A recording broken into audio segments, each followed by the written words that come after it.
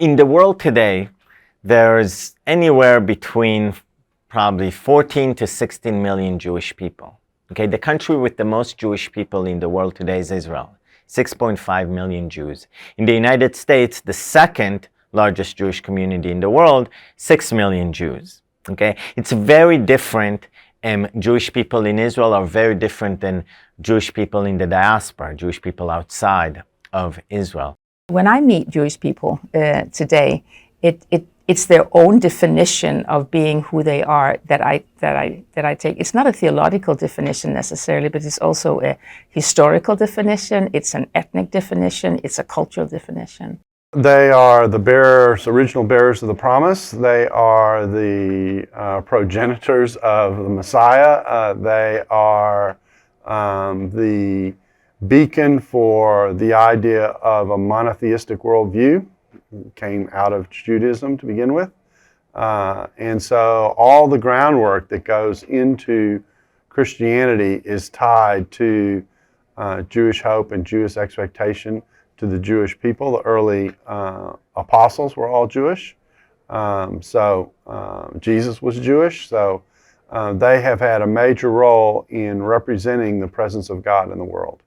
Generally, we have to be careful whether we're talking about Israel, the state, the contemporary modern state in the Middle East, or we're talking about the people who are the descendants of the patriarch and who are alive today as an ethnic community that is dispersed around the world, more than half now in the state of Israel, but almost as many in the, not quite, but almost as many in the diaspora. And all of that is contemporary Israel. Basically, what makes somebody Jewish? It's a ethnicity. It's a bloodline. So if you are a Jew and you marry a non-Jew, your kids are a little bit less Jewish. They're only half Jewish. And if your kids also marry non-Jews, well, now their kids are quarter Jewish, and it goes down. And really, within the Jewish community, the very liberal definition of who is a Jew, they would say, well, you need to have at least one Jewish grandparent. The Orthodox rabbis say it has to be through your mom. Only through your mother can you remain Jewish. Israelis are called sabras. Sabras are prickly pears. And so they're pretty rough on the outside, you know, prickly. If you get too close to them, you may get scratched. But if you can penetrate beyond the prickles, then you get to the sweetness of the fruit. And I remember when I lived in Israel, having this example given to me. If you can be patient enough and you can reach the heart through friendship, through consistency, through faithfulness, through loving people, Jewish people, then you'll get to the sweetness. And once you're a friend with an Israeli, you're usually friend for life. The Jewish people are a gospel-resistant people. I mean, let's face it. That doesn't mean I do not love my people or that I think that all the terms of stiff-necked and stubborn can be extrapolated from the Old Testament and applied to Jewish people today. I think that's a bit of a stretch. I don't think we're any more stiff-necked or stubborn than any other group of people. I've been told that the Jewish people today believe like the Old Testament. There's nothing further from the truth on that. Jewish people today have absolutely nothing to do as a religion with the Old Testament. In Judaism, there is the belief that every generation has to change. In the evangelical faith, we believe that the faith is one and the same, remains constant, and never changes. It's absolutely the opposite in Judaism. Judaism believes that every generation has to adapt itself to the new generation. So how many generations have passed in the Old Testament? So that tells you how much Judaism has changed. It's more than religion, it's more than what you believe in.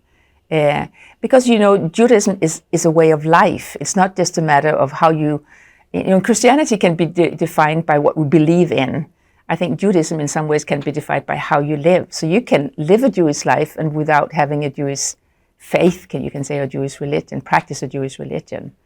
So what makes Jewish people unique is well, we're the least of the people, Deuteronomy chapter 7, but God likes to use the weak things of this world to confound the wise. And so he's used the Jewish people to bring this great blessing. And his intention is to continue to use the Jewish people as a sign of his faithfulness to his promises that have yet to be completely fulfilled and only will be fully realized when the Messiah returns. Sadly, 50% of the Jewish people today are either agnostic or atheists. Before we blame them, we'll say, that's impossible, and part of that is the Holocaust. I encounter many people in Jewish evangelism when I try to share the love of God. They says, don't talk to me about God. Where was God when my family was murdered before my own eyes? So, have to be respectful of what happened. But for them, it's very difficult to think of a loving God who allowed their families to perish in the Holocaust. Yet I tried to show them that God has a plan, and God has never forgotten the Jewish people. Israel is a very diverse country. There is a lot of paradox in it because we have the very religious, ultra-Orthodox Jews, and at the same time we have the secular Jews. Tel Aviv, just one example, has become literally the gay capital of the world. When there is a gay parade, thousands and tens of thousands of people from all over the world come to participate. And at the same time, obviously, we have the very Orthodox Jews that they live in a close community.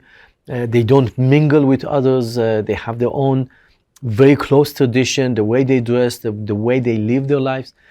And we need to bring the gospel to both of these two people, to same people with totally almost different culture. There's a Barna research done about the religious views of Jewish millennials, and over 75% would describe themselves as somewhat spiritual.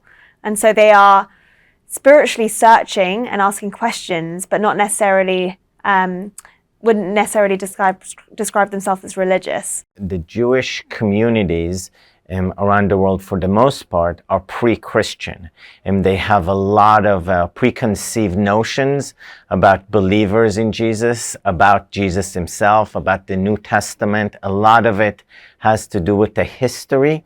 Jewish people have been persecuted in the name of Jesus for centuries. So all that associations have made our people group to be extremely difficult to reach with the gospel. People don't often think of Jewish people as unreached because they're in places where there are lots of churches, but the isolation and the cultural distance between Jews and Christians is so great that Jewish people are an unreached people group, no matter whether they're living in the Bible Belt, in Dallas, Texas, or in Jerusalem. The Jews are actually an unreached people group. That breaks my heart. 1.04% of Jews that is an unreached people group, because by definition, 2% is a cutoff for an unreached people group. The Jews, God's chosen people, those whom the gospel is for first, are an unreached people group. How does that happen? There is something that's happening that's supernatural. God has preserved us despite all the shame down through the centuries. God is doing something with this people that we still exist even though we were dispersed for nearly 2,000 years. He's brought us back again in a miraculous way to be a people in one place, and yet, of course, there's still a larger diaspora than there is Jewish people in the land. But I think that's what we see in the Old Testament. I think we see this throughout the story of Jewish people. We see this through the words of the prophets. There's this cry for us to fulfill our calling to bring God's glory to the nations.